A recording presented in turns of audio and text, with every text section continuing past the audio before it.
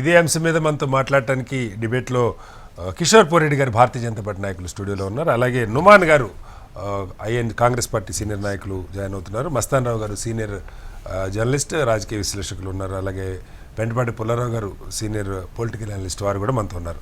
ముందుగా కిషోర్ గారు నమస్కారం. నమస్తే సార్. మీరు చాలా సంవత్సరాలు అమెరికాలో కూడా ఉన్నారు.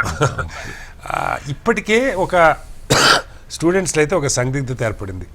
అసలు చదువుకోవడానికి వెళ్ళాలనుకున్న వాళ్ళు కూడా సెకండ్ థాట్లో పడ్డ పరిస్థితి వేరే చూసుకుంటాం. అవును సార్. H1కి ఆల్రెడీ అప్లై చేసుకున్న వాళ్ళకి చాలామంది ఆగిపోయినాయి, పోస్ట్ పోన్ అయినాయి. అవును సార్. ఉన్న H1 వీసాలు కొన్ని లక్షల మంది ఉన్నారు అమెరికాలో, వాళ్ళలో 85,000 మంది వీసాలు ఇప్పటికే క్యాన్సిల్ చేశారు. ఇప్పుడు వాళ్ళు వీళ్ళని తేడా లేకుండా whether they are legal or illegal అని దగ్గర మొత్తం H1 వీసాదారులందరికీ ఈమెయిల్స్ వచ్చేసినాయి. H1Bలో ఉన్న వాళ్ళందరికీ వాళ్ళ సోషల్ అకౌంట్స్ అన్నీ ప్రైవేట్ నుంచి పబ్లిక్లో పెట్టమన్నారు. ప్రుడెన్షియల్ క్యాన్సిలేషన్ అంటున్నారు. ఉండొచ్చు అన్న అక్కడ they can legally they can stay అని వస్తుంది, కానీ వర్క్ చేయొచ్చు లేదో ఎక్కడైతే నాకైతే స్పష్టత కనపడలేదు.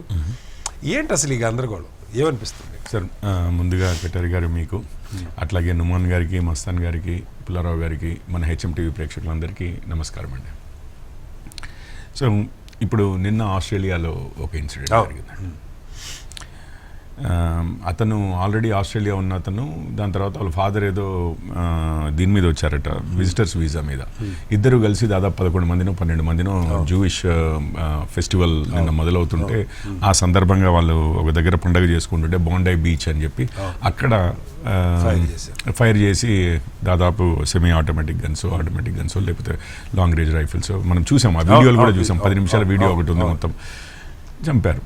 సో ఇప్పుడు ఒకవేళ ఆస్ట్రేలియానే కానీ లేకపోతే ఇతర దేశాలు, భారతదేశమే కానీ, ఒకవేళ వాళ్ళ సోషల్ మీడియా, ఇవాళ రేపు సోషల్ మీడియా మీరు తెలుసు, టాయిలెట్కి వెళ్తే సోషల్ మీడియాలో పెడుతున్నారు, భోజనం చేస్తే సోషల్ మీడియాలో పెడుతున్నారు, కలిసి దాదాపు స్వతహాగా అంటే ఎవరు అడగకముందే వీళ్ళు బేసిక్గా వారి విషయాలని సోషల్ మీడియాలో పెడుతున్నారు. అది ఫేస్బుక్ కానివ్వండి, ఇన్స్టాగ్రామ్ కానివ్వండి, ఇంకొకటి కానివ్వండి. సో ఒకవేళ మన దేశమే కావచ్చు, ఇతర దేశాలు ఏవైనా కావచ్చు, భద్రతా వ్యవస్థలు మన దేశంలోకి ఒకరిని రానిచ్చే ముందు ఒకవేళ సోషల్ మీడియా ద్వారానే మనము వారు ఏమైనా మన దేశస్తులకు కానీ మన దేశ భద్రతా వ్యవస్థకు కానీ ఏమైనా ఇది థ్రెట్ పోస్ట్ చేయగలిగే అవకాశం ఉంటే, మనం తెలుసుకోగలిగి వాళ్ళని ఆపగలిగితే అడ్వాంటేజెసే కదా సార్. సో ఇప్పుడు ఏమంటున్నారు అని అంటే, నేను ఇప్పుడే చదివాను, ఆ నోటిఫికేషన్ చదివాను. December 3rd రోజు ఇచ్చారు, December 15th రోజు ఎఫెక్ట్లోకి వస్తుందని చెప్పి. ఇది నేను చదివినంత ప్రకారం నాకు అర్థమైనంత వరకు ప్రస్తుతానికి ఆల్రెడీ FMJ వీసాస్, F వీసాలు అంటే స్టూడెంట్ వీసాలు మనందరికీ తెలిసిందే. M వీసాలు అంటే వొకేషనల్ ట్రైనింగ్ వీసాలు, J1లు ఇవన్నీ మనము MDలు అయిపోయిన తర్వాత డాక్టర్స్ ఇట్లాంటి వాళ్ళకి ఎక్స్చేంజ్ ప్రోగ్రామ్ వీసాస్. వాళ్ళకి వాళ్ళ డిపెండెంట్స్కి అంటే F1 F2 M1 M2 J1 J2 plus ఇది ఎప్పటి నుంచో నడుస్తోంది. వాళ్ళ సోషల్ మీడియా అకౌంట్స్ ప్రైవేట్ పెట్టకుండా మనము అంతకుముందు అకౌంట్స్ ఉండుంటే వాటిని తప్పనిసరిగా మెన్షన్ చేస్తూ వీసా అప్లికేషన్లో వాటిని ఎవరైనా చెక్ చేయగలిగే, ప్రైవేట్గా అంటే మనల్ని ఫాలో అవుతున్న వాళ్ళు, మనం పర్మిషన్ ఇచ్చిన వాళ్ళు చూడగలిగేటట్లు కాకుండా ఈ ఎంబసీ వాళ్ళు కూడా చూడగలిగేటట్లు, అంటే ఎవరైనా చూడగలిగే పబ్లిక్ మోడ్లో పెట్టి మాకు ఆ లిస్ట్ ఇవ్వండి, మేము మీది బ్యాక్గ్రౌండ్ చెక్ చేస్తాము, చెక్ చేసి మా దేశానికి ఏం నష్టం లేదనుకుంటే మీకు వీసా ఇస్తాము. ఇది ఒక అడిషనల్ స్క్రీనింగ్ మేము చేస్తున్నాం. ఎందుకంటే అక్కడ కూడా 9/11 అయింది, మొహమ్మద్ ఆటా వీళ్ళందరిది, ఆ 19 మంది హైజాకర్లు, అవన్నీ మనం చదివింది అంతకుముందు కూడా. సో ఇప్పుడు ఈ FMJ వీసాలు ఏవైతే ఉన్నాయో వాటికి వారి dependents F1 M1 J1 F2 M2 J2 అట్లాగే అదే రెస్ట్రిక్షన్, అదే ప్రాసెస్ H1Bలకు కూడా. H1B అంటే H4 ఏమో డిపెండెంట్ వీసా సార్. ఇప్పుడు నాకే ఉద్యోగం వచ్చి H1B మీద వెళ్తే డిపెండెంట్గా మా వైఫ్ ఎవరినో లేకపోతే పిల్లలు అండర్ 18 years 21 years ఏదో ఉంటుంది, 18 years వాళ్ళని తీసుకురావడానికి అవకాశం ఉంటుంది నాకు. సో ఆ డిపెండెంట్స్ది మీది సోషల్ మీడియా అకౌంట్స్ పబ్లిక్ చేసి ఆ మెన్షన్ చేయండి, మేము ప్రాసెసింగ్ చేసి మీ ఫింగర్ ప్రింట్స్ ఇవన్నీ తీసుకుంటారు కదా మనం వీసా పోతే. బట్ నా ప్రశ్న, ఫండమెంటల్ ప్రశ్న ఏంటంటే, ఆల్రెడీ H1 ఉన్న వాళ్ళందరికీ వాళ్ళ కాన్సులేట్తో లింక్ అయి ఉంటారు, మెయిల్స్ పంపగలుగుతారు వాళ్ళందరికీ. జస్ట్ మీ సోషల్ మీడియా అకౌంట్స్ పబ్లిక్ చేయండి అంటూ వేరు, ప్రుడెన్షియల్ క్యాన్సిలేషను. ఇప్పుడు స్టాంపింగ్ లేదు, ఇండియా వస్తే వీళ్ళు ఏ అర్జెంట్ పని ఉన్నా ఈ ప్రుడెన్షియల్ క్యాన్సిలేషన్ ఉన్న వాళ్ళు ఇండియా వస్తే స్టాంపింగ్ అవ్వదు. అది క్లియర్ అయ్యేదాకా వాళ్ళు ఇక్కడ ఉండిపోవాల్సింది. ఈ ప్రాబ్లం అంటే ఈ క్యాన్సిలేషన్ అన్న అంటే మరి తప్పదు కదా సార్. ఇప్పుడు మనమైనా కానీ అంటే నేను పూర్తిగా ఈ డీటెయిల్లో ఈ నోటిఫికేషన్ ఏదైతే ఉందో ఇప్పుడు నేను చదివిన దాంట్లో ఇవన్నీ చెప్పలేదు. కానీ ఒకవేళ నిజంగానే మీరు అనేది ఏంటంటే ప్రుడెన్షియల్ క్యాన్సిలేషన్ అంటే ముందే, ప్రుడెన్షియల్ అంటే మనకు తెలిసిందే కదా, ముందే మనం ఏమన్నా సార్ ఎస్ కిషోర్ గారు, ఇప్పుడు ఏపీ ముఖ్యమంత్రి గారు కూడా ఇదే చెప్తున్నారు. ఒకప్పుడు మనం అందరం ఇది చాలా మన దేశస్తులు అక్కడికి వెళ్ళటం దాని గురించి చాలా గర్వంగా చెప్పుకునేవాడు. ఇవాళ ఆ పరిస్థితి మారుతుందా అంటే నేను వాళ్ళ దేశ భద్రతకి సంబంధించి ఎవరు దానిలో సందేహం ఉండాలనక్కర్లా. కానీ ఒక్కసారి ఈవెన్ బే ఏరియా మీరు చూసుకుంటే H1B మీద ఉన్న వాళ్ళే దాదాపు 60-70% మన వాళ్ళే ఉంటారంటూ ఉన్నారు టోటల్గా. H1B ఇండియా వాళ్ళు కాదు, మిగతా వాళ్ళు కూడా. ఇది మరి అన్ని దేశాల వాళ్ళకి వర్తిస్తుందా, ఇండియన్స్కి వర్తిస్తుందా, ఏం చెప్తారు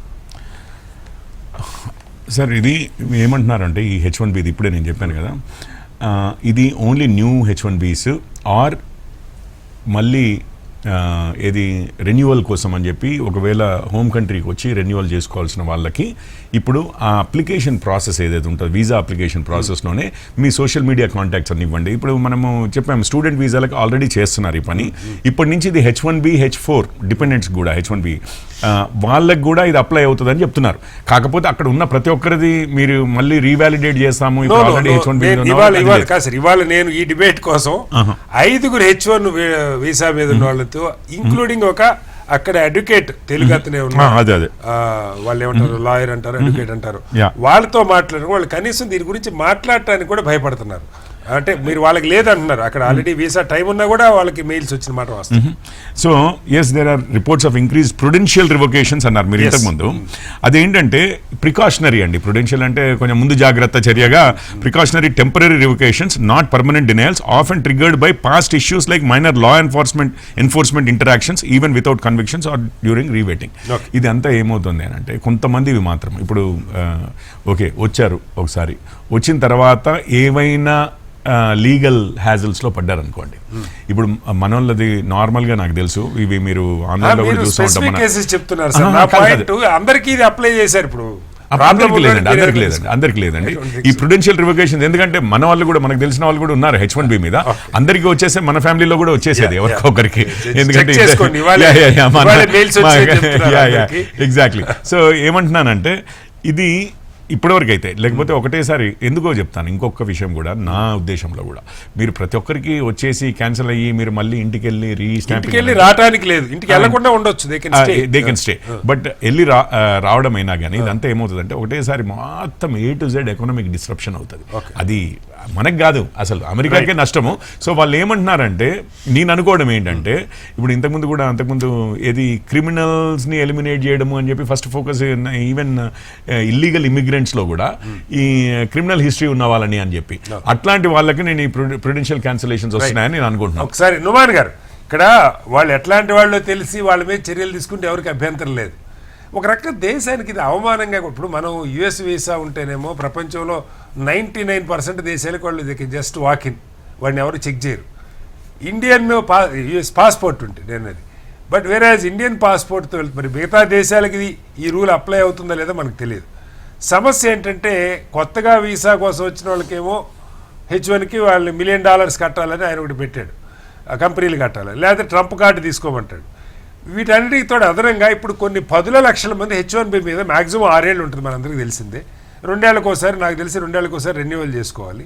కొంతమంది ఆ రెన్యువల్ కోసం ఇండియా వస్తారు. వాళ్ళ మీద ఏమైనా ఎలిగేషన్స్ లేదు వాళ్ళ సోషల్ వెట్టింగ్లో అమెరికాకి థ్రెట్టోనో భావిస్తే వాళ్ళ మీద చర్యలు వేరు. మొత్తంగా అందరికీ మెయిల్స్ వెళ్ళిపోయినాయి. నేను స్వయంగా ఇవాళ 5గురిని ట్రై చేశాను సార్ ఈ డిబేట్ కోసం. Not even single person is interested to even talk on this subject. ఎందుకంటే వాళ్ళు భయపడుతున్నారు, ఇది ఎక్కడ వైరల్ అవుతుంది, ఇది ఎక్కడ పబ్లిక్లోకి వెళ్తే మాకు వీసాకి ఏమవుద్దని. ఏంటి అసలు ఈ పరిస్థితి, ఎలా చూడాలి నుమాన్ గారు? Good evening to you sir, as well as Kishore గారు, మస్తాన్ గారు, అండ్ పతిపట్టి పుల్లారావు గారు. So sir, the debate that we're doing today, we're talking about prudential visa revocation. Essentially ఏదైతే ఇందాక కిషోర్ గారు మాట్లాడారో నేను విన్నాను. కిషోర్ గారు ఏమంటున్నారంటే కొత్త వీసాలకి అని చెప్పేసి. కొత్త వీసాలకి కాదు మిత్రమా, ఇది ఆల్రెడీ అప్రూవ్ అయిన వీసాలకి ఆల్రెడీ వారికి ఒకవేళ క్వశ్చన్ మార్క్ ఉంటే దే ఆర్ సేయింగ్ కి next time when this person comes for the re interview వాళ్ళ స్టాంపింగ్ ఎక్స్టెన్షన్ కోసం పోవడం కానీ H1B అనేది 3 years కి వస్తుంది, దాని తర్వాత మళ్ళీ సెకండ్ టైం ఎక్స్టెన్షన్ కి పోయినప్పుడు ఇంకో 3 years వస్తుంది, దాని తర్వాత I-140 అప్రూవల్ తెచ్చుకుంటారు, దాని తర్వాత గ్రీన్ కార్డ్ యొక్క క్యూలో ఉంటారు. So it is not green card queue అనేది 25 years మినిమం ఈ రోజు భారతీయుడికి పడుతుందండి. అంటే 25 years వరకు you will not be getting a green card there are a permanent resident to live in US. 25 years సందిగ్ధంగా మీరు అక్కడ బ్రతకాల్సినటువంటి పరిస్థితి. ఒక్క విషయం నేను మీ ద్వారా నేను తెలియజేసుకుంటున్నాను. ఈ సంవత్సరం January 1st నుంచి ఈ రోజు మనం December 15వ తారీఖు ఉన్నాము. ఇన్ని నెలలలో 85,000 USA వీసా రిజెక్షన్స్ జరిగినాయి. H1B వీసాస్ అనేవి 130,000గా ఉంటే ప్రతి సంవత్సరము భారతీయులకి 65 నుంచి 75% వాళ్ళు భారతీయులు, దాని తర్వాత చైనీయులు, దాని తర్వాత ఇతరులు వెళ్తూ ఉంటారు. దీనిలో ఈసారి మీరు చూసుకుంటే మీకు 35% డిక్లైన్ ఉన్నారు. అంటే 35% రేట్ అనేది తగ్గింది. తగ్గింది. అండ్ అక్కడ ఉన్నటువంటి నేను అక్కడ 15 years I have lived there, 4 years in Canada and 11 years in USA. మేము అక్కడ నుంచి కెనడాకి వెళ్ళాల్సినటువంటి ముఖ్య ఉద్దేశం, I'll give you a live example of why I had to move from USA to Canada. I was working in Apple as a program manager. బే ఏరియాలో Sunnyvale లో ఉంటూ నేను work చేస్తున్నటువంటి తరుణం, ఆ తరుణంలో చాలా US లో ప్రెసిడెంట్ డొనాల్డ్ ట్రంప్ అక్కడికి వచ్చినప్పుడు ఫస్ట్ టైం ఆయన తీసుకున్నప్పుడు ప్రెసిడెంట్ గా ఎన్నిక కాకబడ్డప్పుడు ఇటువంటి రెస్ట్రిక్షన్స్ వచ్చినప్పుడు మేము కంట్రీ దాటి ఒకవేళ ఇండియాకి రావాలనుకున్నా సరే మా పేరెంట్స్ ఇక్కడ ఉంటారు కాబట్టి వాళ్ళని సంవత్సరంలో ఒక్కసారి వచ్చి విజిట్ చేయాలి అని చెప్పేసి ఒకవేళ మనం అనుకుంటే రావాలని అనుకుంటే చాలా ఇబ్బందులని గురి చేశారు. నా యొక్క కొలీగ్స్, నా ఓన్ ఫ్రెండ్స్ గురించి నేను చెప్తున్నాను. వారు ఒకవేళ క్రిస్మస్ ఈవ్ కానివ్వండి, మరో హాలిడే సీజన్ లో కానీ వస్తే వాళ్ళు ఇల్లులు కొనుక్కొని స్థిరపడ్డారు అక్కడ. వాళ్ళ పిల్లలు హై స్కూల్లో చదువుతున్నారు అక్కడ. అటువంటి వారిని రివర్స్ లో మళ్ళీ రీఎంట్రీ, వాళ్ళ దగ్గర వ్యాలిడ్ వీసా ఉన్నా సరే వాళ్ళని రీఎంట్రీ చెయ్యనివ్వలేదు. అటువంటి వారు చాలా డోలాయమానంగా వాళ్ళ బ్రతుకులు ఉన్న తరుణంలో వాళ్ళు ఇల్లు అనేవి అక్కడ ఉన్నటువంటి బ్రోకర్లకి చెప్పి వాళ్ళు అమ్మేయడం జరిగింది. మళ్ళీ తిరిగి వెళ్ళలేదు. చాలా మంది ఆత్మహత్యలు కూడా చేసుకున్నారు ఆనాడు మీరు గుర్తు చేసుకుంటే. అటువంటి తరుణంలో దో ఐ వాజ్ వర్కింగ్, మన ఫ్యాంగ్ కంపెనీస్ అంటారండి ఈ 4 కంపెనీస్, మీకు ఫేస్బుక్ కానివ్వండి, అమెజాన్ కానివ్వండి, యాపిల్ కానివ్వండి, these are the top most companies in the world. దాంట్లో నేను ఒక ప్రోగ్రామ్ మేనేజర్ గా వర్క్ చేస్తున్నటువంటి తరుణంలో నా కొలీగ్స్ అందరూ managers in Google, managers in all the top companies, వాళ్ళు కూడా భయపడేటువంటి నేను కూడా ఇక్కడ బాలేదు సిచ్యువేషన్ అని చెప్పేసి 2017లో IRCC వెబ్సైట్ లో నేను కెనడా కోసం ఇమిగ్రేషన్ ఓపెన్ చేస్తే Justin Trudeau was the prime minister at that time. ఆ టైంలో మేము అప్లికేషన్ పెట్టుకుని కెనడా పర్మనెంట్ రెసిడెంట్ అప్లై చేసుకుంటే 2 months లో వచ్చింది. అప్పుడు వెళ్ళిపోయిన తర్వాత కెనడాలో ప్రశాంతంగా నిద్రపోయేటువంటి పరిస్థితి. నేను ఏం చెప్పదలుచుకున్నాను అని అంటే, ఈ రోజు భారతీయులు లక్షల మంది అక్కడ ఉన్నారు. వాళ్ళు చాలా బాధల్లో అక్కడ ఒక్క విషయం సార్, సోషల్ మీడియాలో మీరు ఏమైనా పోస్ట్ చేస్తే అంటే ఫ్రీడమ్ ఆఫ్ స్పీచ్ ఉండకూడదా? ఏం పోస్ట్ చేయకూడదా? వారు గతంలో ఒక 5-10 సంవత్సరాల క్రితం కూడా ఏమైనా పోస్ట్ చేస్తే దానిని కూడా వారు ప్రశ్నించబోతున్నారు. మైనర్ ఇన్ఫ్రాక్షన్, మీరు డ్రైవింగ్ నడిపేటప్పుడు చిన్న మిస్టేక్ గతంలో ఎప్పుడైనా జరిగి ఉంటే దానిని కూడా దానికి కూడా తప్పులు ఉన్న వాళ్ళ గురించి వద్దాం, దాని గురించి డిస్కస్ చేస్తారు గారు. ఎలా అర్థం చేసుకోవాలి ఇక్కడ ఇల్లీగల్గా ఉన్నవాళ్ళు, లేదు ఏమన్నా సమస్యలు ఉన్నవాళ్ళు, ఇది ఒక కేటగిరీ. డ్రంక్ అండ్ డ్రైవ్, లేకపోతే లైసెన్స్ మిస్టేక్స్, డ్రైవింగ్లో ప్రాబ్లమ్స్. సోషల్ వెట్టింగ్లో ఇంకొక కీలకమైనది ఐడియాలజికల్. ఇది కూడా లెఫ్ట్ భావజాలం ఉంటే పనికిరారు, లేకపోతే ఒక మతానికి అనుకూలంగా ఉంటే పనికిరారు. సరే పనికిరారు అన్నది కూడా ఓకే, కానీ వాళ్ళనే కాకుండా అందరినీ బాధ పెట్టే నిర్ణయంగా ఇది. H1B మీద ఉన్న భారత పౌరులందరికీ ఇవాళ ఈ మెయిల్ వెళ్ళింది. వాళ్ళందరూ ఇంటికి రావడానికి వీలు లేని పరిస్థితి. సమ్మర్ వింటర్ వెకేషన్కి చాలామంది క్రిస్మస్ హాలిడేస్ కూడా వస్తారు, వాళ్ళు కూడా ప్రయాణాలు వాయిదా వేసుకున్న పరిస్థితి. కనీసం దీని గురించి US సిటిజన్స్గా ఉన్న ఇండియన్ ఆరిజిన్ వాళ్ళు కూడా మాట్లాడటానికి భయపడుతున్న పరిస్థితి ఉంది. పుల్లారావు గారు ఎలా అర్థం చేసుకోవాలి? ఒకటి 1965 వరకు అసలు ఇండియన్ సిటిజన్షిప్ ఇచ్చేవారే కాదే. అవును, కోటా ఉండేది, రేషియల్ కోటా ఉండేది, రేషియల్ కోటా. భారతదేశం ఆ రేషియల్ లిస్ట్ లో ఉన్నది, తెలుగుదేశం కాదని. అవును. అది 65 సంవత్సరాలు అంటే ఒక 50-60 years ago వరకు మన మీద డిస్క్రిమినేటరీ కోటా ఉండేది. అవును. ఏంటంటే ఇది బ్రాడ్ వ్యూలో చూసుకోవాలి. బ్రాడ్ వ్యూలో ఒక కరెక్షన్ చేస్తున్నారా వాళ్ళు, స్టాక్ మార్కెట్ కరెక్ట్ అయినట్టుగా వాళ్ళ చేతిలో ఉన్నదా, కొన్ని రోజులు ఎలా జరుగుతుందా, అది మనకి తప్పట్లేదు వచ్చిన పరిస్థితి. ఎస్, మన ప్రభుత్వం మాట్లాడే పరిస్థితిలో ఎందుకు లేదంటే ట్రేడ్ అన్ని జరుగుతున్నాయి. ఇది కూడా కనపడన చాప కింద ఇష్యూ, ఒత్తిడి, చాప కింద ఇష్యూ ఇది.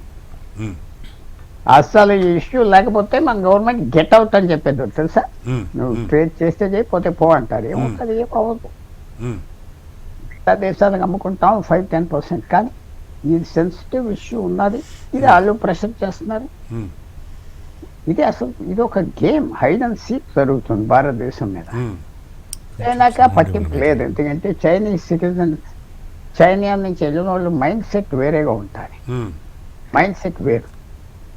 అక్కడ మిస్టర్ పోరెడ్డి గారు అండ్ మన కాంగ్రెస్ నాయకుడు అందరూ అక్కడ ఉండి వచ్చారు.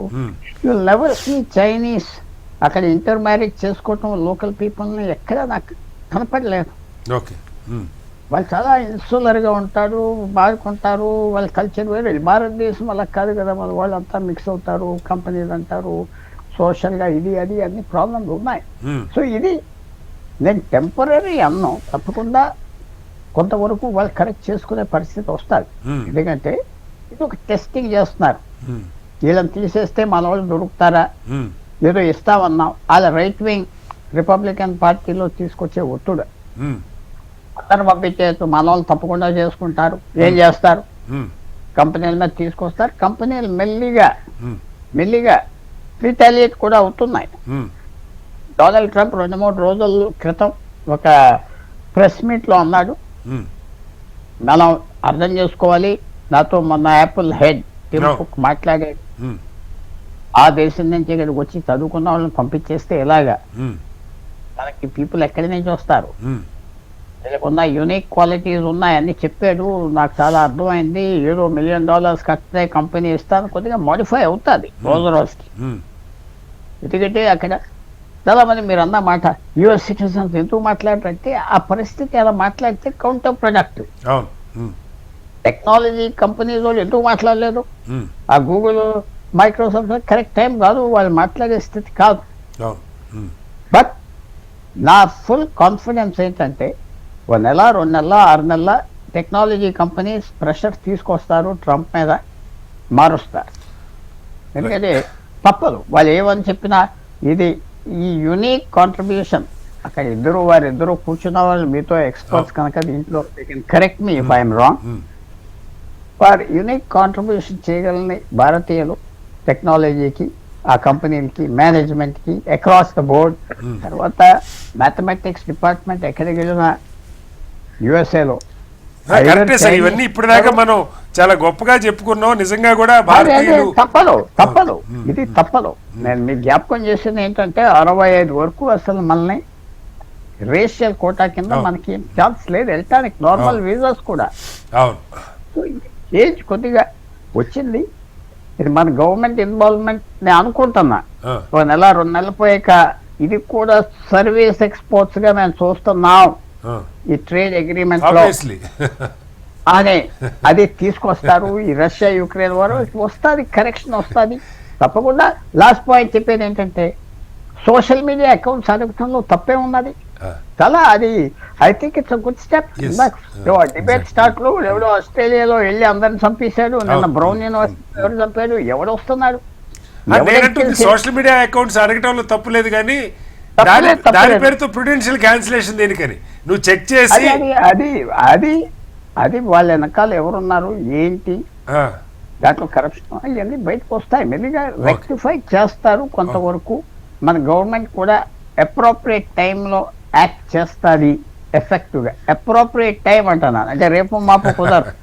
ఆ ట్రేడ్ డీల్ అవ్వక కొన్ని విషయాలు వచ్చేటప్పటికి Right. ఇది సెటిల్ చేసుకోవచ్చు అని ఆప్టిమిస్టిక్ గా మాత్రం నేను ఉన్నా. ఓకే మస్తాన్ గారు, ఇక్కడ మనం రెండు అంశాలు పుల్లారావు గారు కీలకమైన అంశాలు చెప్పారు. ఒకవేళ అంటే ఒకప్పుడు ఎలా అయితే ఈ డిస్క్రిమినేషన్ ఉండేదో, అంటే ఆయన హావభావాలు అయితే ఖచ్చితంగా అలాగే ఉంటాయి, ఇంక్లూడింగ్ విమెన్ని కూడా మనుషుల్లాగా చూసే మనస్తత్వం ఉన్న వ్యక్తిలాగా కనపడ్డు. అలాంటిది ఈ తెల్ల జాతి శ్వేత జాతీయులు కాని వాళ్ళన్న అంశమా, లేదు ఇది ఒక పెద్ద పొలిటికల్ రాబోయే 2-3 ఏళ్ళలో ఏం చేస్తాడు ఆయన, 2 సార్లకే ఉంచుతాడా, అది 3వసారికి కూడా ఏమన్నా మార్చుకుంటాడా, ప్రెసిడెంట్గా పోటీ చేయడానికి ఆయన ఒక ప్రణాళిక అయితే చాలా భారీగానే ఉంది. దీనిలో సోషల్ వెట్టింగ్ చేయటాన్ని ఎవరు తప్పుపట్టరు, ఆ దేశానికి హాని కలిగించే వాళ్ళు తీసుకోవాలని మనం అనక్కర్లేదు. కానీ ఈ ఆర్మ్ ట్విస్ట్ ఒక రకంగా మనమేమో దీనికి సరెండర్ అవుతున్నాం, రష్యాతో ఆయిల్ కొంటే శాంక్షన్స్ అంటాడు, లేకపోతే ఇంకోటి అంటాడు, టారిఫ్లు పెంచుతానంటాడు, మనం గట్టిగా మాట్లాడలేని పరిస్థితి. సరే, ఇది మనకు ఒక సెన్సిటివ్ ఇష్యూ ఉందంటే దీని మీద ఎక్కడా కూడా గత సంవత్సర కాలంగా మస్తాన్ గారు ఆయన 2వసారి ఎన్నికైన దగ్గర నుంచి మనం చూస్తే ఆల్మోస్ట్ ఎవ్రీ వీక్ ఏదో ఒక పిడుగు లాంటి వార్త వీసాదారుల మీద కక్ష కట్టినట్టే కనపడుతుంది తప్ప ఏంటి అసలు మనం దీని నుంచి ఏమి నేర్చుకోవాలి, ఈ దేశం నుంచి బయటికి వెళ్ళటం అవసరం, అమెరికా లాంటి దేశాలకి ఆలోచన అలా ఉండాలా, లేదు ఉన్నవాళ్ళు మనం అందరం గర్వంగా చెప్పుకుంటాం. ఇప్పుడు కూడా చంద్రబాబు గారు మాట్లాడుతున్నారు, ఏపీ సీఎం, ఇది చాలా మనం ఇంటికి ఒకళ్ళు అమెరికా వెళ్ళి బ్రహ్మాండంగా అక్కడ పర్ క్యాపిటల్ పెంచుకున్నారు, ఇవన్నీ ఇదంతా గతమైపోతా ఉందా, ఎలా అసలు భారతదేశం దీన్ని ఎలా తీసుకోవాలి, ఎలా ఆలోచించాలి? గుడ్ ఈవినింగ్ సార్, ప్యానెల్లో ఉన్న పెద్దలకు HMTV ప్రేక్షకులకు మీకు కూడా. అమెరికా ట్రంప్ జనవరి 20, 2025 2వసారి ఆయన ఎలక్ట్ అయిన దగ్గర నుంచి ఆయన పదవి బాధ్యతలు స్వీకరించినప్పటి నుంచి చూస్తే, అంటే నేను కొద్దిగా ఏదో ఇదిగా మాట్లాడుతున్నట్టుండదు కానీ అతని మానసిక స్థితి అంటే ఆయన అక్రమ వలసదారులకు సంబంధించి మెక్సికో గాని నేరస్తులు, ఆ బైడెన్ ఇచ్చిన వాళ్ళ స్లోగన్ ఏంటంటే బైడెన్ ఇట్లా వాళ్ళందరినీ అక్రమ వలసదారులందరినీ కూడా ఎవరైతే ఉన్నారో ఇల్లీగల్ వాళ్ళందరినీ అలౌ చేయటం వల్ల అమెరికాలో క్రైమ్ రేట్ పెరిగింది, అమెరికన్ పౌరులను కూడా వాళ్ళందరూ చంపేస్తా ఉన్నారు, వీళ్ళు ఎటువంటి ఇది చేయలేకపోతున్నారు, సో వాళ్ళని నేను ఉరిదీస్తానని కూడా ఆయన ముందుకెళ్ళి ప్రకటించాడు. ఆ ఉరిదీసేస్తానన్నాడు అసలు, అంటే అంత ఇదిగా ఉన్నాడు. సరే, ఒకటే మీరు అన్నట్లు ఆయన డెసిషన్స్ ఒకటే కాదు సార్. మన ఇండియాకి చూస్తే రీసెంట్లీ రైస్, బాస్మతి రైస్, అదే విధంగా ఆక్వా ఫీల్డ్, మనమేమో అక్కడెక్కడ చమురుకుంటేనేమో రష్యా కొనడానికి వీల్లేదంట. పాకిస్తాన్ సైన్యాధిపతిని తీసుకొచ్చేమో వాడు ఎదురుగా కూర్చోబెట్టి వాళ్ళకి ప్రోటోకాల్ ఇస్తాడు. ప్రోటోకాల్ హైయెస్ట్ ప్రోటోకాల్ కదా, ప్రెసిడెంట్స్ ఎందుకంటే నేషనల్ సంబంధించి ప్రెసిడెంట్ ప్రైమ్ మినిస్టర్ వెళ్తే ఇస్తారు. అలాంటిది వాళ్ళకి సంబంధించిన ఆస్తి పునీతికి ఇవ్వడం ఏంటండి? సో నేను అనేది ఏంటంటే అసలు అతను తీసుకుంటున్న నిర్ణయాలకు సంబంధించి కానీ అతని యొక్క పీస్ అది ఏదైతే మనకి నోబెల్ పీస్ అవార్డుకి సంబంధించి కానీ, లేదంటే మనకి వెనిజులా కానీ, లేదంటే ఇప్పుడు ఇజ్రాయెల్ విషయంలో కానీ, లేకపోతే ఉక్రెయిన్ విషయంలో కానీ, మన ఇండియా పాకిస్తాన్ వార్ విషయంలో కానీ, నేను న్యూక్లియర్ వార్ని ఆపేశానని చెప్పడం కానీ, అంటే టోటల్ గా చూస్తే ఆయన మానసిక స్థితి కొంత డెసిషన్స్ మీద ఉండనేది అనిపిస్తా ఉంది టోటల్ గా చూస్తే. మళ్ళీ మీరు చూడండి, 3 నెలల క్రితం ఫస్ట్ లో H1B వీసాలకు సంబంధించి $1,00,000 కట్టాలంటారు. కాసేపు అయిన తర్వాత మళ్ళీ దాని మీద అక్కడ సౌత్ కొరియా వాళ్ళు హోండాయ్ కంపెనీ వాళ్ళ లేబర్ ని ఇచ్చేసేసరికి అక్కడ చాలా సీరియస్ అటెన్షన్ ప్లే చేస్తుంది. దాంతో మళ్ళీ వెనక్కి తగ్గి లేదు ఫారిన్ ఎక్స్పోర్ట్స్ అవసరము, అమెరికా డెవలప్ కావాలంటే అనేది మళ్ళీ అక్కడ. అంటే అది మాట నిలకడలేని తత్వం. ఒక అగ్రరాజ్యానికి ఒక ప్రెసిడెంట్ గా ఉంటూ కూడా ఈ విధమైన చిన్నపిల్లల చేష్టలాగా ఉంది అంతా కూడా. ఒక హుందాగా ప్రవర్తన కానీ, లేకపోతే ఇండియన్స్ ముఖ్యంగా ఇండియా మీద ఇప్పుడు ఇదే సార్ ఈ ప్రుడెన్షియల్ క్యాన్సిలేషన్ అన్నది చైనాకు ఉందా లేదా నాకు తెలియదు, ఇండియన్స్ కి అయితే ఇది అప్లికబుల్ అన్నది చూస్తున్నాను. చిన్న ఎగ్జాంపుల్ చెప్తాను సార్. మా బ్రదర్ వాళ్ళ పాప అమెరికాలో ఉంటుంది. వాళ్ళ ఫ్రెండ్స్ ఇద్దరు ఒక డిపార్ట్మెంటల్ స్టోర్ కి వెళ్ళి పొరపాటున ఏదో ఒక బిల్డింగ్ చేయించుకోలేకపోయారు. సరే, అది వాళ్ళు అది థెఫ్ట్ కింద ఫీల్ అవుతారు, థెఫ్ట్ కింద తీసుకున్నారు. తీసుకుని అలాంటి వాళ్ళందరినీ యుఎస్ఏ మొత్తం మీద ఎంతమంది ఉన్నారో చేసి వాళ్ళని అక్కడ ఫలానా డేట్ లోపల ఎన్నుకోమని చెప్పారు. అవును. పాపం వాళ్ళలో భయపడిన వాళ్ళు 90% ముందే ఎవరి దేశాలకు వాళ్ళు వచ్చేసారు. అవును. వచ్చిన తర్వాత కొంతమంది అక్కడ ఉన్నారు, మళ్ళీ ఆ డెసిషన్ వెనక్కి తీసుకున్నాడు. కానీ ఈ వచ్చిన వాళ్ళు మళ్ళీ వెళ్ళడానికి వీల్లేదు. ఎగ్జాక్ట్లీ. మళ్ళీ ఉన్న వాళ్ళు మాత్రం అక్కడే ఉండిపోయారు. ఓకే. పాపం వీళ్ళు బాధపడుతున్నారు. ఇదేం డెసిషన్? ఇప్పుడు డెసిషన్ తీసుకుంటే ఒక స్టెపెండ్ గా ఒక డెసిషన్ తీసుకోవాలి, అలా ఉండాలి. మళ్ళీ అక్కడ మిగతా వాళ్ళు ఉండొచ్చు అంట. అంటే నేను అనేది ఏంటంటే ఇది ముఖ్యంగా మనకి తెలుగు రాష్ట్రాల్లో చూసుకుంటే, అంటే ఇండియా మొత్తం మీద కూడా 55 లక్షల మంది ఉన్నారు. మన చూపంతా ఇంజనీరింగ్ గ్రాడ్యుయేట్స్ బయటికి రాగానే మన చూపంతా అమెరికా మీద ఉంటుంది. దానిలో అనుమానం లేదు. ఇప్పుడు ఏంటంటే ఇప్పుడు అక్టోబర్ లో లాటరీ తీశారండి అక్కడ యుఎస్ఏలో H1B వీసాలకు సంబంధించి తీశారు, H4 కి సంబంధించి కూడా తీశారు. ఇప్పుడు వాళ్ళకి ఈ డిసెంబర్ ఇప్పుడు నిన్నటి నుంచి అనుకుంటా వాళ్ళు మామూలుగా ఇంటర్వ్యూలో జరుగుతూ ఉంటాయి, మార్చి లోపల వెళ్తారు. ఇప్పుడు వాళ్ళందరికీ మెయిల్స్ వచ్చేసినాయి, ఏంటి రీషెడ్యూల్ చేశాము అంటే అయోమయంలోకి పెట్టేశారు వాళ్ళందరినీ కూడా. అంటే ఏంట్రా బాబు ఇది వెళ్ళాలా వద్దా ఏంటి అంటే, ఇప్పుడు నరేంద్ర మోడీ గారు ఇటీవల అన్నట్టుగా ఇప్పుడు ఆ దక్షిణ కొరియాలో గానీ కొన్ని దేశాలు చైనా గానీ రిటార్ట్ ఇచ్చింది. మనం ఆ విధంగా బహిరంగంగా ప్రకటించలేని ఒక దైన్య స్థితిలో ఉన్నాం అనేది పాయింట్. నేను ఇందాక మా పాప యుఎస్ఏతో మాట్లాడుతుంది మీరు డిబేట్స్ సందర్భంగా, అక్కడ వాళ్ళందరూ భయపడిపోతున్నారు. ఏంటి ఏ డెసిషన్ వచ్చి పిడుగులాగా మీద పడిద్దో, ట్రంప్ ఎలాంటి నిర్ణయం తీసుకుంటాడో అనేది వాళ్ళకి భయపడిపోతున్నారు వాళ్ళు. ధైర్యం చేసి మాట్లాడుతున్నారు మస్తాన్ గారు. పేరెంట్స్ సోషల్ మీడియా అకౌంట్స్ కూడా వెట్టింగ్ చేస్తారని ఒక వార్త చదివాను నేను. నేను సోషల్ వెట్టింగ్ గురించి కూడా వస్తున్నా. ఇప్పుడు ఆ సోషల్ వెట్టింగ్ ఏంటి? ఇప్పుడు మన తెలుగులో చంపుతున్నాడు రా బాబు ట్రంప్, చంపేస్తున్నాడు నిర్ణయాలు తీసుకున్నారు. అది ఇంగ్లీష్ ట్రాన్స్లేట్ ఏమైంది? ట్రంప్ కిల్లింగ్ అనేది వచ్చింది. వస్తే వాడు అది కూడా ఇంగ్లీష్ ట్రాన్స్లేట్ తీసుకుంటే అట్లాంటిది కూడా జరిగే ప్రమాదం ఉందని కూడా భయపడిపోతున్నారు. అందుకనే మీరు ఇందాక ఎవరితో మాట్లాడటానికి కూడా భయపడిపోతున్నారు పేరెంట్స్ కూడా. అంటే అదే ఇదే కారణం. అంటే అంత మైన్యూట్ గా ఆలోచిస్తున్నారు. మన పిల్లలకి ఎక్కడ ఇబ్బంది కలిగిద్దో, మీ నాన్న అట్లా పోస్టింగ్ పెట్టారంట, ట్విట్టర్ లో ఏదో ట్వీట్ చేశారంట, అరక్తైలో ఏదో పెట్టారంట, లేదంటే ఏదో వాట్సాప్ లో ఏదో పంపించారంట. అంటే వాళ్ళు పబ్లిక్ డొమైన్ లో పెట్టమంటే రేపు మనకు సీక్రెసీ మొత్తం పోతుంది. భయపడుతున్నారా ఏంటంటే అది వేరే విషయం. అయితే నేను అనేది ఏంటంటే వాళ్ళు అంత మైన్యూట్గా, ఇప్పుడు నేను గతంలో కొన్ని సంవత్సరాల క్రితం జరిగింది చెప్తాను సార్.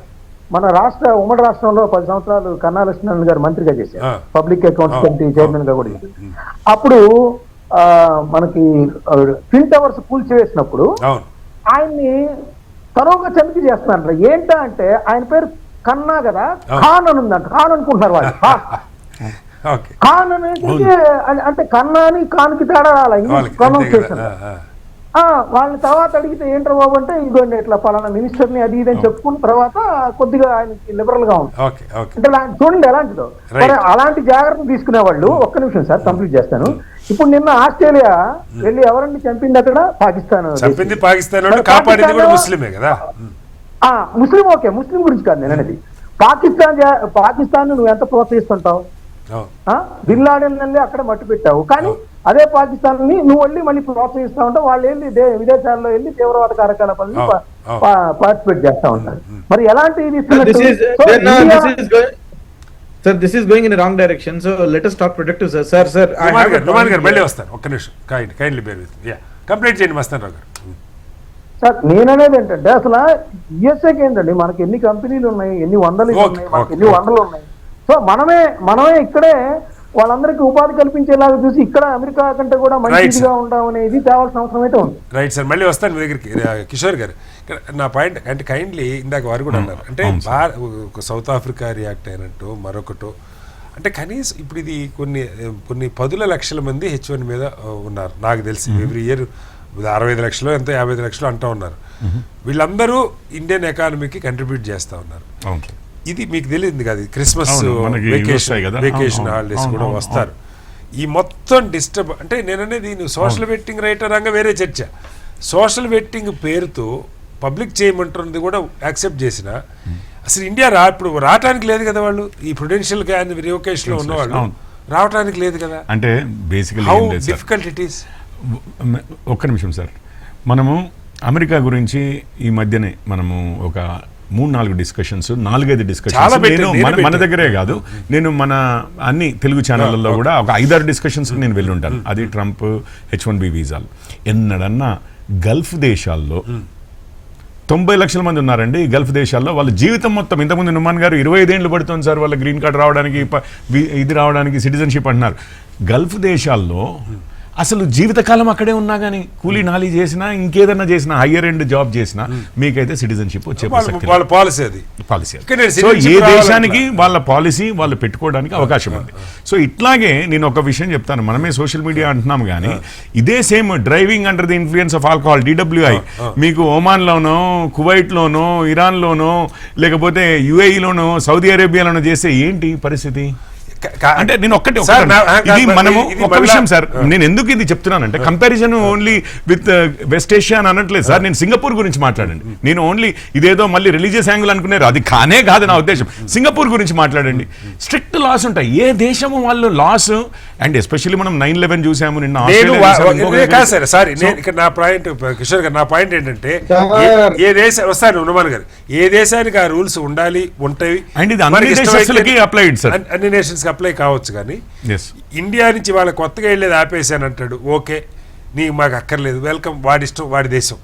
ఇవాళ మన దేశం నుంచి వెళ్ళిన 65 లక్షల మంది దాదాపు H1 మీద ఉన్న వాళ్ళు ఉన్నప్పుడు ఒక్కసారిగా వాళ్ళందరినీ ఇబ్బంది పడుతున్నప్పుడు భారత ప్రభుత్వంగా ఎందుకు రియాక్ట్ కాకూడదు, ఏ మేర రియాక్ట్ కావాలనేది మీరు ఆన్సర్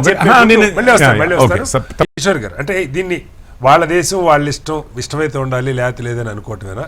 అంటే ప్రభుత్వం నుంచి కొంత ఏదన్నా ఒక నిరసనో లేకపోతే అభ్యంతరమో అన్హ్యాపీనెస్ ఏదైనా ఎక్స్ప్రెస్ చేసే అవకాశం ఉంది సార్? ఇప్పుడు నేను ఒకటే విషయం చెప్తాను, మన దేశస్తులు ఇతర దేశాలకు వెళ్ళినప్పుడు వారి బాధ్యత మాదే అని ప్రభుత్వాలు అంటాయా?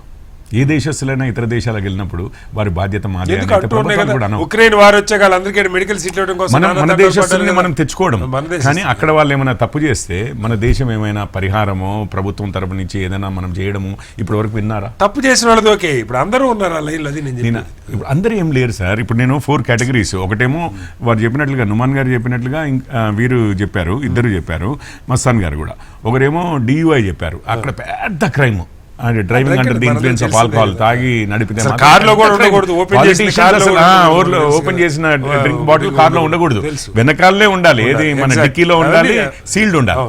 ఒకటి చాలా సీరియస్గా తీసుకుంటారు, ఎందుకంటే దానివల్ల చాలా చావులు అయినాయి. అది ఇక ప్రజల ప్రాణాల విలువ ఆ విధంగా ఇస్తారు చేయబట్టి అది విషయం. రెండోది ఏంటంటే ఈ షాప్ లిఫ్టింగ్ అంటే లోపల ఒక్కోసారి మిస్టేక్స్ జరగవచ్చు, ఏదైనా జరగవచ్చు.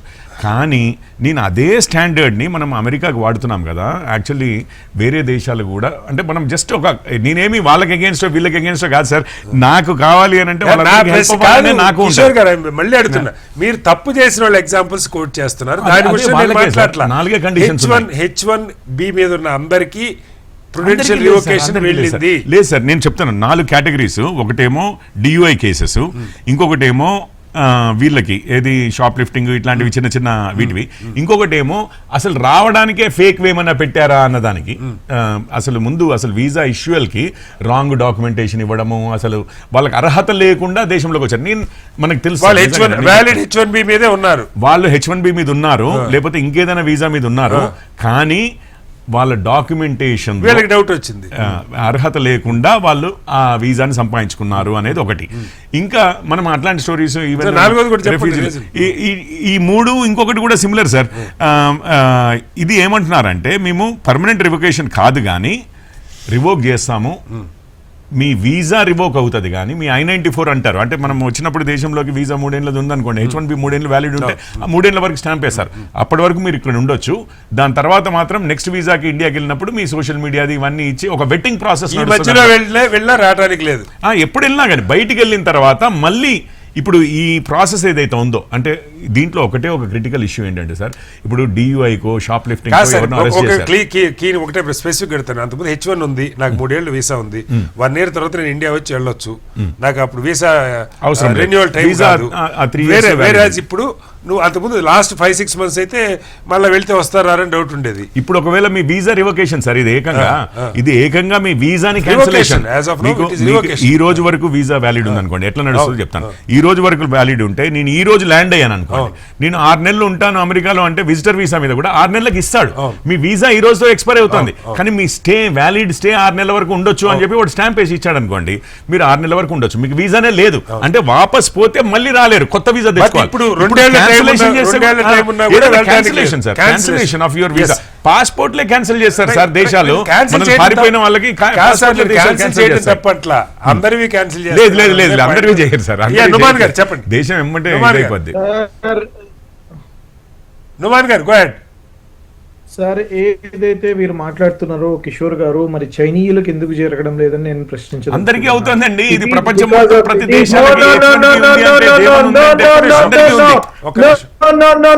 This is completely failure of the foreign policy.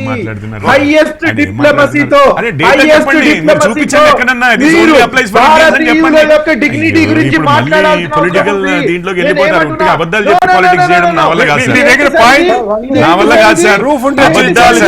అబద్ధాలు చెప్పి పాలిటిక్స్ చేయడం నా వల్ల కాదు. అయ్యో, భారతీయుల్ని గల్ఫ్ కంట్రీల్లో ఉరి తీశారండి, ఉరి తీస్తారు, ఇక్కడ తీశారు, ప్రాణాలు పోయినా ఎంతమంది కట్ చేసి అవతల పడేశారు. ఏముంటది, పడుతుంది, ఎట్లా ట్రీట్ చేస్తారనేది ఆ కంట్రీ యొక్క స్వభావాన్ని బట్టి ఉంటది. మనదేముంటుంది, ఆ కంట్రీ స్వభావాన్ని బట్టి ఉంటుంది, మనం స్పందించాలి. భారతీయులు కాదా అండి వాళ్ళు? వారి గురించి, వాళ్ళ డిగ్నిటీ గురించి, వాళ్ళ సెల్ఫ్ రెస్పెక్ట్ గురించి, భారతదేశాన్ని కాపాడుకోవాలా, భారతదేశం యొక్క భారతీయుల యొక్క ఇంట్రెస్ట్. ఇదంతా ఏంటంటే రేపు బంగ్లాదేశ్ నుంచి వచ్చిన వాళ్ళని, పాకిస్తాన్ నుంచి వచ్చిన వాళ్ళని కూడా మనము ట్రీట్ చేయడము, ఈ విధంగా ట్రీట్ చేయాలి అన్న దానికి ఫౌండేషన్. ఇల్లీగల్ ఇమిగ్రెంట్స్ కూడా సపోర్ట్ చేయాలి. ఇప్పుడు అమెరికాలో ఉన్న భారతీయులంతా గుసిపెట్టాలేనా? అంతకుముందు వచ్చిన వాళ్ళు ఇప్పుడు వాళ్ళని పంపించింది లీగల్ గా పోయిన వాళ్ళు పంపలేదు అన్నారు సార్ ఇప్పటిదాకా. మీరు భారతదేశం నుంచి గుసిపెట్టే అని మాట్లాడుతున్నారు. ఎందుకు పంపకూడదు? మీరు రోజు అదే పంపిస్తున్నాం కదా. 2,000 మంది అమెరికా గురించి 85,000 మంది ఇట్లా పార్టీలన్నీ మరి అడ్డుపడుతూ ఉంటే లీగల్ గా కూడా ఇప్పుడు కదా మొన్ననే CJI అని చెప్పారు సార్, అసలు వాళ్ళు బయట నుంచి వచ్చిన వాళ్ళు రెఫ్యూజీస్ కాదు అని మొన్న కదా సుప్రీం కోర్టు చెప్పింది. నుమాన్ గారు ఇప్పుడు ప్రభుత్వం ఎలా స్పందిస్తే బాగుంటుంది చెప్పండి.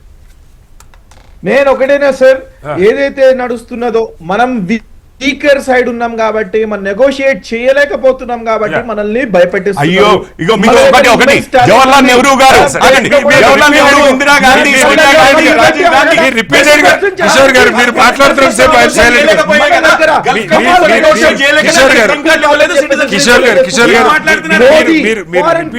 ఫెయిల్ అయింది.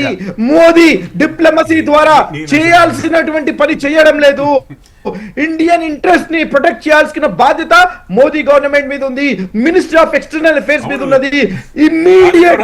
ఇమ్మీడియట్ గా స్పందిస్తూ ఒక ప్రెస్ స్టేట్మెంట్ ఇవ్వాల్సిన అవసరం ఉన్నది. వీరు డిప్లొమాట్స్ తో మాట్లాడి భారతీయులకి నష్టం జరిగితే ఊరుకునే ప్రసక్తి లేదు. Dignity of Indians is very important. ఒక్క అమెరికన్ సిటిజన్ ఒకవేళ ఇండియన్ మీదకి వస్తే, ఇండియన్ సాయిల్ లో అతనికి ఒకవేళ ఏమైనా జరిగితే ఏ రకంగా అమెరికా ప్రశ్నిస్తుందండి? ఏ రకంగా ప్రశ్నిస్తుందండి? Why are we not doing the same thing?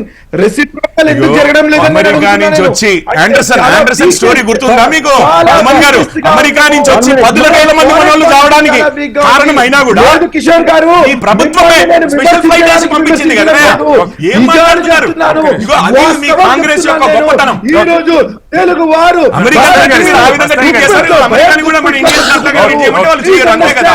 ఒక ఫ్యామిలీ వైఫ్ ఇండియాలో ఉంటే హస్బెండ్ అమెరికాలో ఉన్నాడు, హస్బెండ్ ఇండియాలో ఉంటే వైఫ్ అమెరికాలో ఉన్నారు, పిల్లలకు ఒక చోట, వైఫ్ ఒక చోట, హస్బెండ్ ఒక చోట ఉన్నారండి. విచ్ఛిన్నంగా మారినాయి కుటుంబాలు. Please understand, this is a crisis. Gulf countries కి మరి ఎంతమంది కుటుంబాలు విచ్ఛిన్నమయ్యాయి? ఒకసారి తీసుకుని వెళ్తున్నారు. ఒకసారి పుల్లారావు గారు టైం తక్కువ సార్. పుల్లారావు గారు ఇక్కడ ఒకటే పాయింట్. ఇది అంటే ప్రభుత్వం స్పందించాలా, వాళ్లే దిగొస్తారులే అని ఊరుకోవాలా, ఎలా అర్థం చేసుకోవాలి? ఇదేదో ఆ గల్ఫ్ దేశాలతో పోల్చుకునే పరిస్థితి, ముస్లిం కంట్రీలు అట్లా చేస్తుంది కాబట్టి అమెరికా కూడా అట్లా చేస్తుంది. సో అందరూ చేస్తారు కాబట్టి ఇప్పుడు అక్కడ ఎంతమంది ఉన్నారో మరి అమెరికాలో అయితే భారీగా ఉన్నారు. పుల్లారావు గారు, మస్తాన్ గారు చెప్పండి ఆన్సర్. సార్ ఇప్పుడు నేను 2 అంశాలు, మనం ఎవరు సపోర్ట్ కాదు కానీ ఇప్పుడు నుమ్మన్ గారు మాట్లాడిన దానికి ఒక సమాధానం చెప్పాలి. వారన్ అండర్సన్ 1984లో ఆయన అరెస్ట్ కాబడిన తర్వాత బెయిల్ ఇప్పించింది ఎవరు? ఒకటి. రెండోది ఏమో నేను వీళ్ళని ప్రశ్నిస్తున్నాను, అప్పుడు రాజీవ్ గాంధీ గారి మీద అలిగేషన్స్ వచ్చాయి. ఒకటి. రెండోది ఏంటంటే వాళ్ళ చట్టాలు వాళ్ళ గురించి మాట్లాడతారేంటండి? మరి ఆ అండర్సన్ ఏమన్నా యుఎస్ఏ అప్పగించిందా? మరి అతను వెళ్ళిపోయిన తర్వాత యుఎస్ఏలోనే ఉండి 1984లో చచ్చిపోయాడు. 2014లో చనిపోయాడు ఆయన. ఇన్ని వేల మంది ఇండియన్స్ ని చంపేసిన అతను మరి అమెరికా దాని గురించి ఎప్పుడైనా ఆలోచించిందా? మన గురించి వద్దాం, మన టాపిక్ టైం తక్కువ ఉంది. సో నేననేది ఏంటంటే సార్, ఇప్పుడు ఏదైతే ఇండియన్ గవర్నమెంట్ కూడా మనకి భరోసా ఇచ్చే విధంగా మన విద్యార్థుల్లో కానీ ఎవరైతే అక్కడ ఉన్నారో లేకపోతే ఇక్కడి నుంచి వెళ్లాల్సిన వాళ్ళు ఉన్నారో వాళ్ళందరికీ భరోసా ఇచ్చే విధంగా ఒక ప్రకటన అయితే చేయాల్సిన అవసరం అయితే ఉంది. మన వాళ్ళకి భరోసా ఇచ్చే ప్రకటన ఓకే, అమెరికా అధికారులతో వాళ్ళతో ఏమన్నా చర్చించే అవకాశం ఉందా దీని మీద? లేదు వాళ్ళ నిర్ణయానికి వదిలేయటమేనా? ఎందుకంటే ఇప్పుడు 10 లక్షల మంది ఇప్పుడు క్రిస్మస్ కి రావడానికి ప్లాన్ చేసుకున్న వాళ్ళకి ఒక క్వశ్చన్ మార్క్ పడింది సార్. వెళ్ళాలా వద్దా?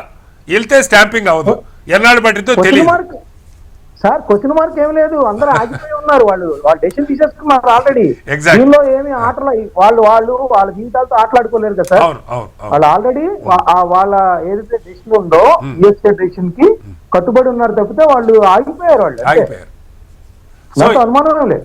ప్రభుత్వం దాని విషయంలో జరిగి ఇమ్మీడియట్ గా బైలాటరల్ డిస్కషన్స్ జరిగి ఇండియన్ హైయెస్ట్ డిప్లొమసీతో మినిస్ట్రీ ఆఫ్ ఎక్స్టర్నల్ అఫైర్స్ దీంట్లో రియాక్ట్ అయ్యి ఇమ్మీడియట్ గా డిప్లొమసీ ద్వారా ప్రపంచం మొత్తం అప్లై అయ్యే రూల్స్ వాళ్ళు ఏం చేస్తారు సార్? నాకు అర్థం కాదు. మొత్తంగా అమెరికా అధ్యక్షుడు రోజుకో రకంగా తీసుకున్న నిర్ణయాలతో లక్షల మంది 10 లక్షల మంది భారతీయులు, ముఖ్యంగా వ్యాలిడ్ లీగల్ వీసాలు ఉన్న వాళ్ళు కూడా, వీసా టర్మ్ ఇంకా 2 సంవత్సరాలు ఉన్న వాళ్ళు కూడా ఇండియా రావడానికి ఇబ్బందికరమైన పరిస్థితి ఎదుర్కొన్నారు. స్టాంపింగ్ అవ్వదు ఇప్పుడు కొత్తగా పెట్టిన ప్రుడెన్షియల్ క్యాన్సిలేషన్తో. క్రిస్మస్ హాలిడే సందర్భంగా భారీగా ఇండియా వచ్చే అలవాటు, తల్లిదండ్రులు కుటుంబ సభ్యులకు అలవాటు కోసం వచ్చేవాళ్ళు తీవ్రంగా ఇబ్బంది పడుతున్న పరిస్థితి ఉంది. ప్రభుత్వం దీని మీద ఏదైనా ఒక చొరవ తీసుకొని కొంత చర్చిస్తే బాగుంటుందని అభిప్రాయం అయితే వ్యక్తమవుతోంది. ఏం జరగబోతుంది భవిష్యత్తులో, అమెరికాకి భారతీయులు అసలు వెళ్ళాలా వద్దా, ఉన్నవాళ్ల పరిస్థితి ఏంటన్నది అయితే పెద్ద ప్రశ్నార్థకంగానే ఉంది. చర్చలో పాల్గొన్న కిషోర్ గారికి, నుమాన్ గారికి, పుల్లారావు గారికి, అలాగే మస్తారావు గారికి ధన్యవాదాలు. ఇది వాళ్ళ బిగ్ డిబేట్. రేపు మరోస్తే మళ్ళీ కలుద్దాం.